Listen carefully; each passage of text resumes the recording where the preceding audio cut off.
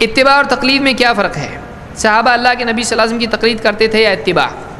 اس پہ کافی نزاع ہے کہ کیا اتباع کے لیے تقلید کا لفظ استعمال کیا جا سکتا ہے یا نہیں۔ بعض نے کہا کہ ہاں کر سکتے ہیں، کہ ہم یہ بھی کہہ سکتے ہیں کہ نبی کے مقلد ہیں، اور بعض نے کہا کہ نہیں، تقلید کا لفظ کتاب و سنت میں نہیں ہے، اس لیے ہم کو اس کو استعمال نہیں کرنا چاہیے۔ یہی بات صحیح ہے۔ کیوں؟ کیونکہ اللہ تعالیٰ نے فاتبعونی کا لفظ ذکر کیا ہے، اور قرآن کریم میں تقریباً جگہوں پر آپ کو اتباع یا اقتداء کا لفظ آئے گا۔ یہ دو لفظ ملیں گے آپ کو عام طور سے، تقلید کا لفظ آپ کو نہیں ملے گا، تو اس لیے تقلید کا لفظ استعمال کرنا مناسب نہیں ہے۔ تقلید اور اتباع میں فرق کیا ہے؟ اتباع کی دلیل ہوتی ہے، تقلید کی دلیل نہیں ہوتی ہے۔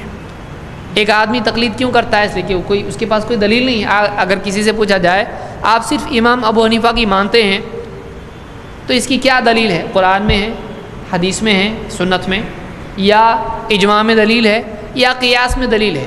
تو جب آپ چار چیزیں کہتے ہیں کہ اہل حدیث چار نہیں مانتے ہیں، دو ہی مانتے ہیں، قرآن و حدیث، اجماع اور قیاس کو نہیں مانتے ہیں۔ ہم اجماع کو بھی مانتے ہیں، قیاس کو بھی مانتے ہیں، لیکن اجماع جو ثابت ہو، قیاس جو صحیح ہو۔ تو قرآن، سنت اور اجماع اور قیاس ہم بھی مانتے ہیں۔ اب آپ یہ بتائیے، جو بھی مقلدین حضرات ہیں ان سے ہمارا سوال ہے کہ امام ابو حنیفہ ہی کی تقلید کرنا قرآن سے ثابت ہے، سنت سے ثابت ہے، اجماع سے ثابت ہے، یا قیاس سے ثابت ہے؟ کس سے ثابت ہے؟ تو جب چاروں چیزیں دلیل ہیں اور کسی سے بھی ثابت نہیں تو ثابت کیسا ہوا یہ؟ تو یہ مسئلہ ہی ثابت نہیں ہے، تو اس کی کوئی دلیل نہیں ہے۔ لیکن علماء سے پوچھنا ثابت ہے۔ اللہ نے کیا فرمایا؟ فَاسْأَلُوا أَهْلَ الذِّكْرِ إِن كُنتُمْ لَا تَعْلَمُونَ، جاننے والوں سے پوچھو اگر تم کو نہیں معلوم۔ کتنے جاننے والوں سے پوچھو؟ ایک سے یا کئی سے؟ تو جاننے والے سے کہا یا جاننے والوں سے کہا؟ جاننے والوں سے۔ پھر کیا جاننے والوں سے؟ علم کون سا ہے؟ کس نے چھوڑا علم؟ نبیوں نے۔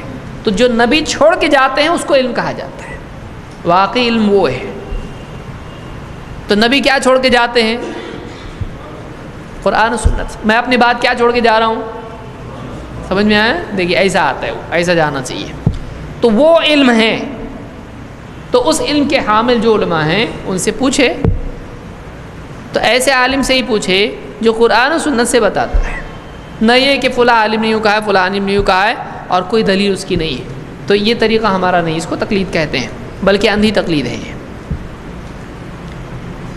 بعض علماء نے کہا ہے کہ تقلید اس صورت میں جائز ہے جب کہ کوئی اور راستہ نہ ہو، تحقیق کا بھی آدمی کے اندر کوئی اس کے پاس راستہ نہ ہو، تو ایسی صورت میں ایک آدمی کے لیے تقلید ویسے ہی جائز ہے جیسے حلال کھانا جب نہ ملے تو مردار جائز ہو جاتا ہے۔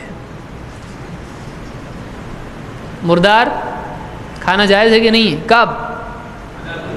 جب آدمی کو اس کو جان بچانے کے لیے مجبور ہو جائے، ابھی وہ تحقیق نہیں کر سکتا ہو، تو ایسی صورت میں اس کے لیے کیا ہے؟